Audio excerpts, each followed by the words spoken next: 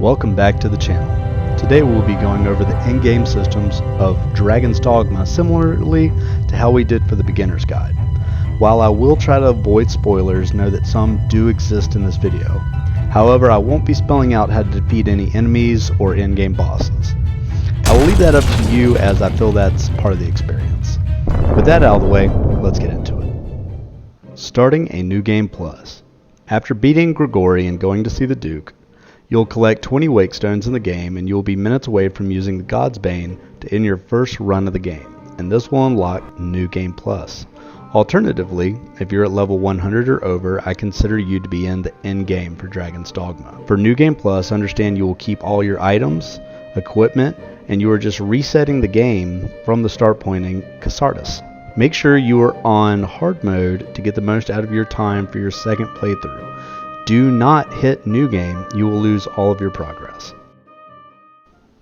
Fournival and the Year Dragon. Now for Fournival, you might not like him, but he's going to be a critical character in the late game as he sells you Conqueror's Periapts, Maker's Fingers, and other items that's going to make your run through Bitterblack Isle much easier. If you did not know, Periapts can be stacked up to 4 times and will greatly increase your base stats of both your character, as far as your Arisen, and your pawn. So making sure that you have readily access to him in the late game is very important. Once the main dragon Grigori is beaten on hard mode and rewards you with arguably the best undershirt in the game, the Abysmal outfit, you should have a new riftstone on the beach in Catharsis in the back right as you face the sea. If not, just take a trip and enter the Everfall and fall into the Chamber of Lament. It should be your 9th stop on the right hand side as you fall. It's the smallest platform. Once there, make sure the game is in offline mode by going into your options, gameplay, and connectivity and switching that to offline. Save your changes. This will give you a basic Year Dragon that will reward you with 20 wake stones and a pretty decent holy weapon to use or to sell for each time you defeat, and 10 weapons to sell before you even start your Bitterblack run. In this respect, the only thing you need going into Bitterblack now is those wake stones given to your pawn to carry and some Periapts. Also, defeating the Year Dragon 10 times will give your pawn or any pawns with you a 3-star rating in their bestiary to hopefully help them get hired in the future.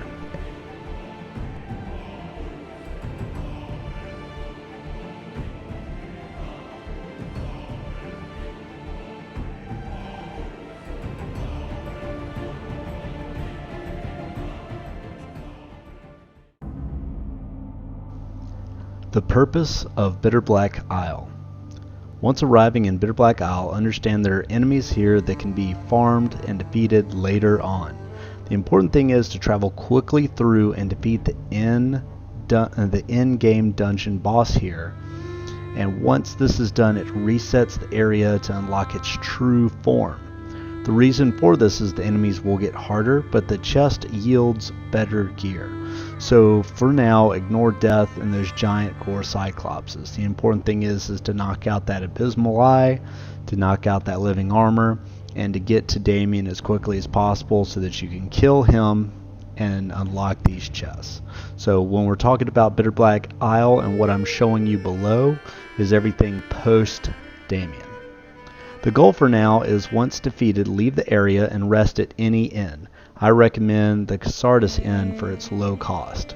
You're going to want to rest anywhere outside of Bitterblack for 3 days. Doing this resets the chests, and you can now return and focus on going to each of those chests that I will show below. I'll show you the route to go ahead and grab those level 3 weapons and those level 3 Bitterblack armors as well. Understand that dragons can drop them as well as Damien, but each Bitterblack run you should be getting around 10 to 11 depending on drop rates of enemies and what chest you're able to grab.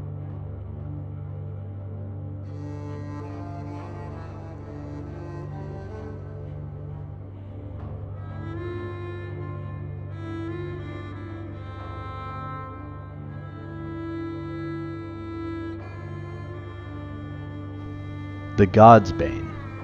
Now, when you're at a chest, you can save first, open the chest, and if you don't get the level 3 you are after, you can use the Godsbane, which is a tool you'll get after completing the game one time, and it allows you to quickly kill yourself and reattempt things. That way you don't have to seek an enemy to kill you or jump off a ledge or something like that.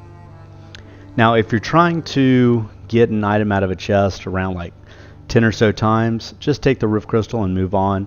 You should be able to reset the area by resting 3 times and just make another run through Bitterblack, so try not to get too frustrated on one chest. As for me, I'll sit there at a chest. If I'm just strictly doing a Bitterblack chest run, I'll stay at that chest however long it takes for me to get that item. To each his own, but Jack is right. You don't want to spend too much time on one chest if you're running through Bitterblack to get to Damon. Just a heads up.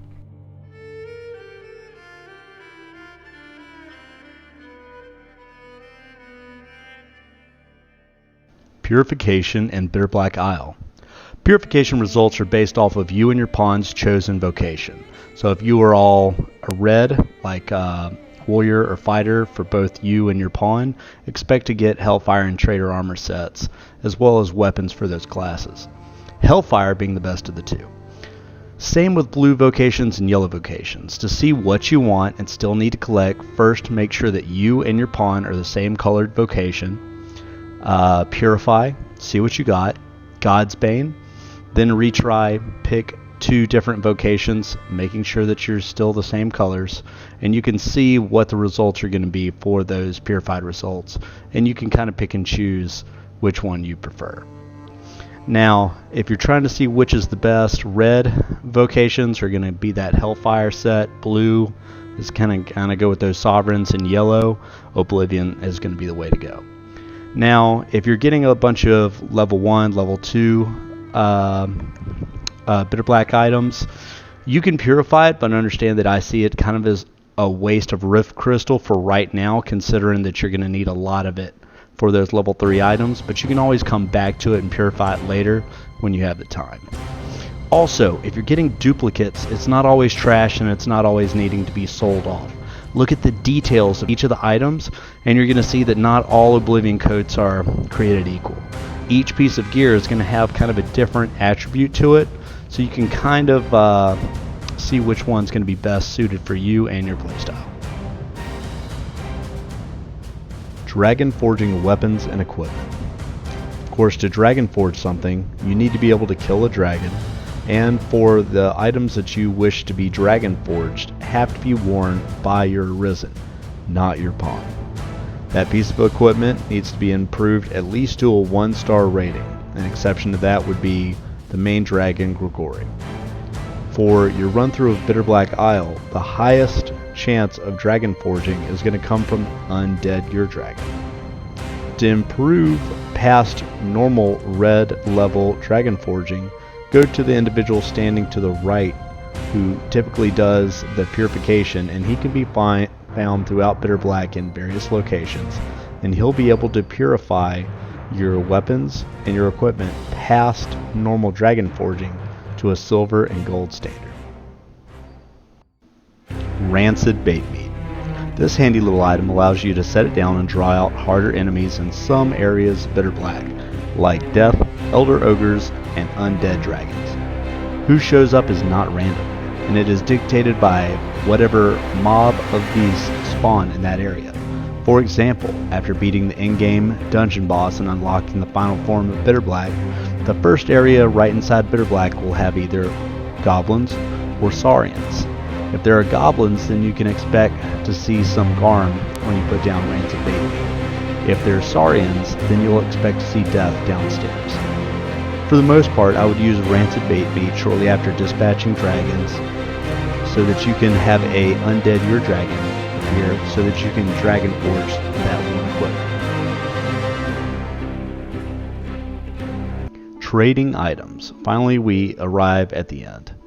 If you are looking to trade lower level weapons and equipment to a friend, all you need to do is to go into that pawn's inventory and start trading equipment to them. It will give you a little notice saying that you're going to be losing that piece of equipment, go ahead and agree, and that is forever in that person's inventory. All the recipient needs to do is rest in an inn to receive those items. However, if you are trying to be gifted something like a Bitterblack level 1, 2, or 3 item, these are items and they have to be unpurified to be able to trade them. And you can only trade them one by one. So you're going to have to do this by going to the rift and dismissing their pawn and gifting them the item. Then leave the rift, sleep, and have that person that you're trying to get the item to also sleep in their game, and they will be able to receive those items. So that's it. Now you know how to reach the best gear in the game, where it's at, how to farm it, what systems will support it, and how to spread the love. If you have any follow-up questions, just drop them down in the comment section, and if I missed anything, and I'm sure I did, go ahead and drop that information down there as well. If you haven't noticed, this is probably one of the best gaming communities you could be a part of. If you're looking to find someone to rent your pawn or to find pawns to rent, go ahead and visit some of the Facebook groups that are out there and really try and get involved in this awesome community. That's going to be it for today. Treat 'em rough, and I'll see you next time.